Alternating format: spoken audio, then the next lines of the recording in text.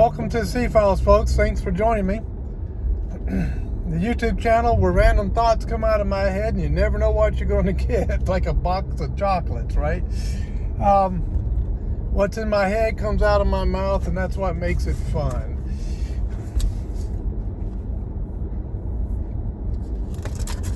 Well, it's not Friday yet, but happy 249th birthday to the United States of America.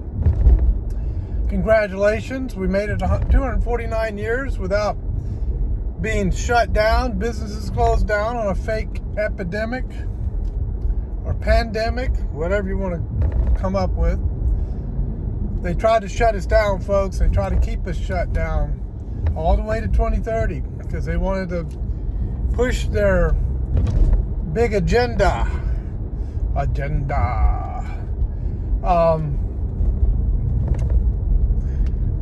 The New World Order, as President Bush used to say, a New World Order. I can't do imitations worth garbage.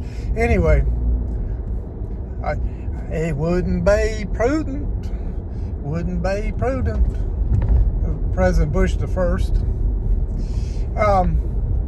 Yeah, they wanted to shut us today. We would have been shut down, except the American people rose up and changed things. You think they were going to allow businesses to reopen, churches to reopen? Do you think they were actually going to allow? I'm talking about these globalists, the World Economic Forum, Klaus Schwab, Yuval Noah Harari, George Soros. Name your villain, okay? Do you think they were going to allow us to freely celebrate the 249th birthday of the United States? Nope, they were not. If they had their way and we didn't rise up and push back, there would have been no celebration. As a matter of fact, they're still trying to stop it by threats of the T word, by threats of violence against Americans in various cities. This No Kings protest and all of this kind of stuff. What a bunch of fake nonsense. No Kings, come on. Come on, Deep State. You can do better than that. No Kings, really? Nobody bought that one. Nobody bought that one. You have to pay protesters to do your bidding. Are you serious? Y'all got nothing. By the way, speaking of that, I got two thoughts in my mind. I'll go to the first one. Happy birthday to the United States Navy, the United States Marine Corps, and the United States Army. 250 years of service. We thank and appreciate all of you. I bought me a Navy hat. I'm going to show you guys later when it comes. It is the coolest Navy hat I've ever seen in my life. All right, so it's celebrating 250 years. I could get the Army one because I was 3 years reserve in the Army, 7 years active Navy, and 3 years reserve in the Navy. So maybe I'll look for an Army one too. But anyway, the second thought had to do with the Democrat Party. And I'll tell you where I think that's going, folks. Right now, they have a lot of infighting going on in the Democrat Party. Will the woke part of the party win, or will the more traditional part of the party win? The old school Democrat or the new school Democrat? Which one is going to win this infighting in the Democrat Party? Well, now they have another problem, and I think everybody's reading this one wrong. And if I'm wrong, I'll admit it. But I think this thing with Elon Musk, when it comes to his little dispute with President Trump, and if they vote for the big, beautiful bill, I'm going to form a new party called the American Party. Folks, they're playing the Democrats. And they're playing the globalists. And they're doing it with brilliance. You say, how in the world is that the case? Well, it's really quite simple. If Elon Musk forms the American political party, he's not going to be splitting the Republican Party. The Republican Party is solidly behind President Trump. Guess which party he's going to be splitting? It will be the Democrat Party, and they will be hindered from winning any elections because now that Elon Musk is in this dispute with Donald Trump, he will come into favor now with some Democrats who say, okay, we're not so mad at Elon anymore. Do you notice the attack on Teslas has gone down? Like to zero? And so they'll jump on board and say, yeah, we're American Party. And that would probably be the traditional Democrats, I think, that would probably jump on that one because the woke Democrats seem to be taking over the Democrat Party. So there you go. The Democrat Party loses a lot of people. They end up splitting, and the Republican Party stays solidified and strong. Now, just my personal opinion. Take it with a grain of salt. Don't run with it and start sharing it with everybody. This is just my thought, and you can take it and kind of mull it around and think what come up with what you think about it. But I think this dispute between Musk and Trump, I think it's completely fake. I think they have faked the whole thing, and I think they've done it to put the Democrat Party into disarray. Elon knows that if we grow the GDP, that the debt is going to be paid down, and it's going to be paid down very quickly. He knows that. Any major businessman and like major CEOs of major corporations, they know this. They understand the concept. They use it in their corporations. I use it in my personal budget. I don't have debt other than a mortgage, which is easy to pay for me. But when I did have debt, how did I get rid of it? I expanded my personal GDP. I expanded my income. I took extra jobs. I worked hard, and I used the extra money to pay down the debt. And I didn't obtain any further debt. You see, I think the next round, as the debt is being paid down quickly because the GDP goes through the roof. Matter of fact, I can see it in my brokerage account. I mean, it's starting to just take off like a rocket. Then I think what you're going to see is that Trump, probably after the midterms, is going to veto any budget bill that is not balanced and not within the budget. That's when the crackdown will come. He's telling folks, be patient. We got a plan. It's going to work. Let's pass this one so we can supercharge the economy, grow the GDP, and then we'll crack the whip once we've got a strong GDP and we knock down the debt real fast. Because at $3.7 trillion, I mean, couple years with a supercharged GDP, knock that out in a couple of years. Because we're talking major growth. And it's coming because businesses are coming in. Hey, even Stellantis, the car company. The new CEO of Stellantis even announced that he's moving his operations out of Europe to Detroit, Michigan. Detroit is back. You folks in Detroit should be happy about that. Detroit is back, and they're not going to be making cars nobody wants anymore. They're going to start putting quality back into their vehicles. I see it coming, folks. They're already talking about bringing back the old Hemis, the 5.7 Hemi, the 6.4 Hemi, maybe a 6.2 supercharged as well. And that's the cars people want to buy. And the Pentastar V6 is coming back. That straight six Hurricane engine. They might keep it, but it'll be a limited number of vehicles. They're going to have to work the bugs out of that one. But the tested and proven and dependable engines that I just mentioned are coming back. And that's what the people want. Now I'm going to put my glasses on.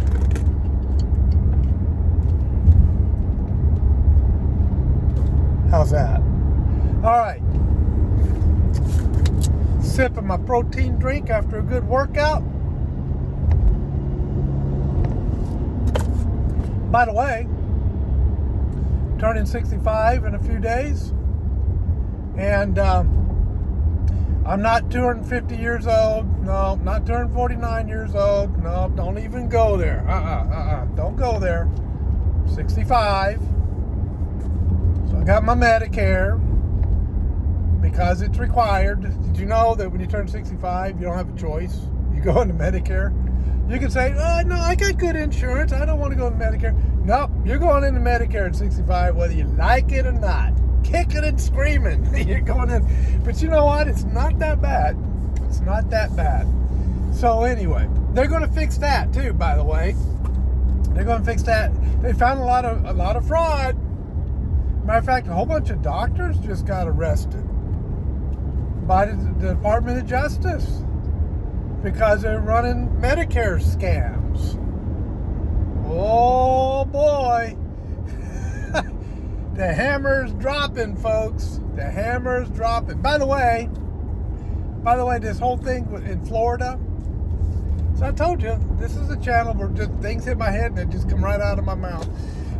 This thing down in Florida with the detention center for those who are here illegally that are being arrested by ICE and deported. The Everglades, all of that hoopla over the Everglades. I'll tell you the best thing I like about alligators. Best thing I like about alligators. Number one, they don't require a paycheck. Number two, they don't require benefits. You don't have to give them a 401k. You don't have to give them health insurance. They're good to go on all that stuff. Number three, they never call off sick.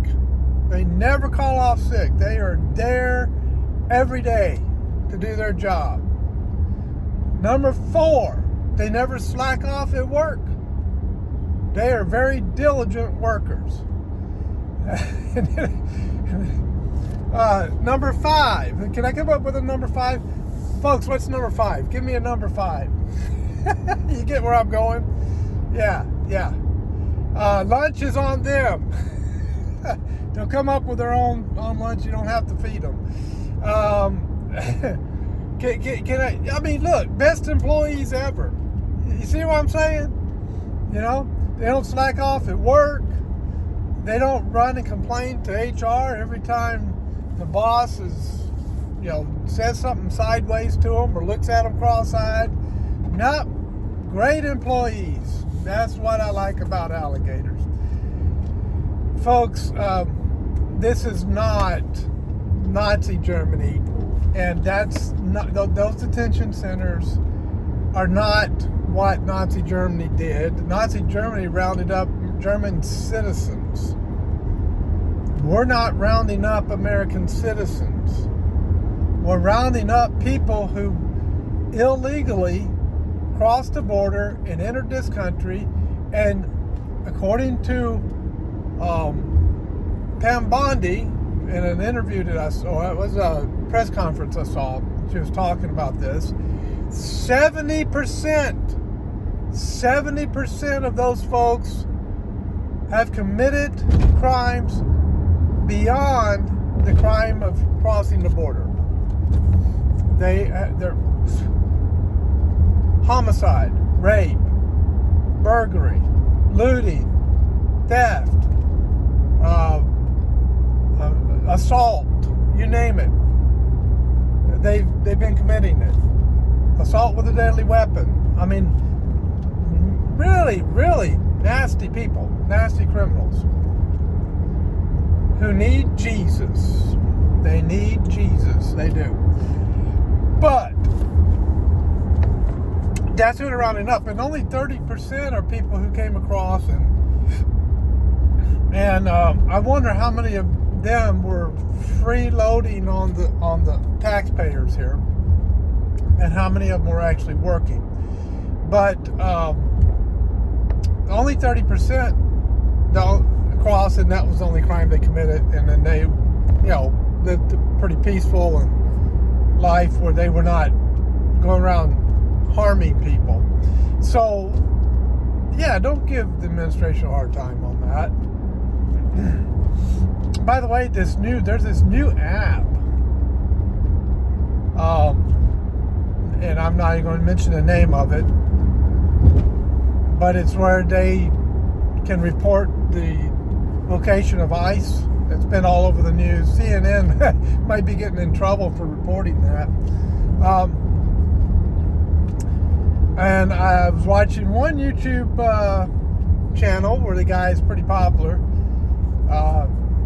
fellow Navy guy like me, and he said, he says, I think I'll load that app and just start pinning a bunch of false locations for them to start running around to try and chase ICE down, and ICE isn't even there, but I'll just drop a pin and they can rush over there and try to protest ICE when there's no ICE.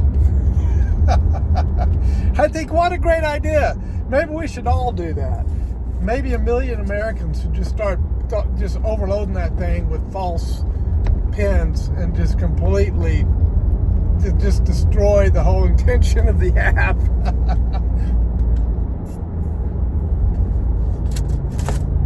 That would be funny. Anyway, so yeah, that's part of what's going on. Everybody keeps talking about Social Security, and I haven't seen anything solid on Social Security yet. Still waiting. They're done talking about $1,100 raise on the windfall, and what that is some people who worked public jobs like I did. Like in California, if you had PERS public safety, they don't take out Social Security out of your check because they can't. And so there's a windfall for some who did pay into Social Security and worked public jobs. And Social Security is not paying them the full amount. If you didn't make the full 30 years of credit with Social Security, then you got just a small, tiny portion of what you normally would have gotten because you have a pension. And so they're penalizing people with public pensions on Social Security, and that was called the windfall. Well, that's going to be no more if the big beautiful bill passes. Some are saying it's going to Trump's desk. No, it goes from the Senate to the House and then back to and into the president. And the House, I hear some of the members of the House are not liking some of the things that the Senate did, so they're going to have to haggle that out. So will it make it to the president by the 4th? I don't know. We'll see. Hopefully. Anyway, so if that passes, then those of you who've been facing a Social Security windfall, you won't have that problem anymore. You will get your full Social Security check that you're supposed to get. So that's the only good news I've heard about Social Security so far. So if there's anything more on that, I'll let you know. I know that I'm taxed on 85% of my Social Security, and and I'm dying paying a tax bill every year. It's hit me hard. But what do I do to pay the taxes? I expand my GDP. How about that? I'm expanding my GDP. So, anyway, I get them paid every year. So amazing, but I get them paid. Anyway, so yeah, it'd be nice to head toward no more income tax. And I think they're working on doing that incrementally, if I can say the word incremental. I think they're going to start with families making under 150,000 or maybe 200,000. I'm not sure where the number would lie. They've talked about saying no income tax. You don't have to pay any income tax under a certain amount.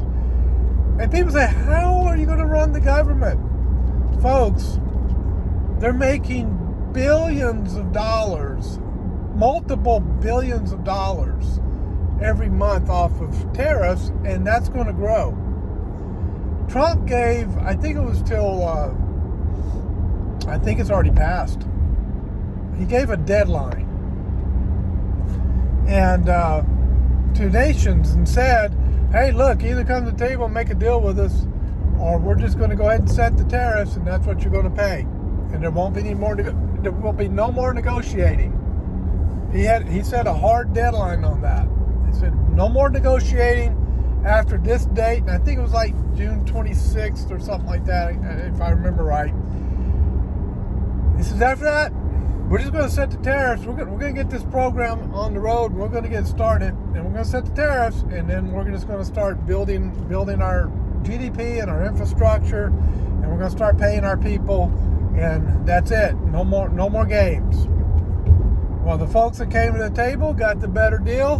The folks that didn't, they're not going to get such a good deal, and that's how it's going to work. And so when that starts rolling in, it's going to be trillions of dollars a year. Trillions of dollars a year. Mark my word, folks. He's expanding the GDP. And then we won't need to hammer everybody with heavy income taxes. And that's going to be a good day. Now, I'm hoping they eliminate income tax 100%. You know, don't need IRS anymore. Just have it as the external revenue service. I'm hoping that's where we're heading. People say that's not possible. Well, you think it's not possible because it's the only system you've ever lived under. But I'm telling you right now, it's possible. Because there are nations in the world that do it today. So, you know, I think that's where we're heading, and I think Trump is trying to get there. Here's why I believe that. Trump is a big fan of President Andrew Jackson. And why is he a big fan of Andrew Jackson? And no, not because of the Trail of Tears, a very sad event in history, a wrong event in history. You know, every president seems to have their major flaw, and that was Andrew Jackson's. But what did he do right? He killed the central bank in the 1800s. Yes, there was a central bank when Jackson became president. I can't remember what the name of that bank was. It was the Bank of the United States or something like that. Anyway, it was the same thing as the Federal Reserve is today. And Andrew Jackson went to war against that central bank, and he won against that central bank and took that bank down, and the economy and everything began to just go into a major upswing and boom, and it was great for the country when he did that. All the way up till 1913, when Woodrow Wilson was tricked into bringing in the Federal Reserve, and that began the downfall of the economy, and it began to hurt the country once again. And what was their solution to the downfall and the hurt that they got because of the crash in 29 and so forth? And it was the event of 1913 that caused 1929, this push of a central bank and the push of how they controlled interest rates and all of that. And what was their solution? Go to war. Because they figured out every time they go to war, they make a lot of money and the economy gets stronger. because of all of the productivity, the producing of the war machine, the producing of the tanks and the planes and the firearms and all that. It would boost the economy. And so, what did we have since World War I? We had war after war after war after war after war after war. And every time the economy began to dip a little bit, because the 1913 system is a horrible system that we're still living under, war was the answer. Well, Trump has come along and said, no more. We're not using war as the means to boost the economy anymore and to make, the autocrats and the oligarchs rich off of war. No. He's saying we're going to do it different. We're done with the eternal wars, the never-ending wars, and we're going to boost the GDP. We're going to boost production by the use of economics. He's very good with economics, and he's saying we're going to use economics to do what war used to do, and we're going to change the system. And he was just a huge fan of Andrew Jackson, and I think the reason is because Trump wants to get rid of the Federal Reserve, and he wants to get rid of the income tax, and that's what Andrew Jackson was able to do. So he wants that legacy. Well, he's got to work with Congress to get there. Let's come full circle since I'm getting ready to park the car, and that is one of the strategies that he's using is this feud with Elon Musk and the fracturing of the Democrat Party. Now, California is losing representatives. The census is going to hurt California coming up because we're losing people.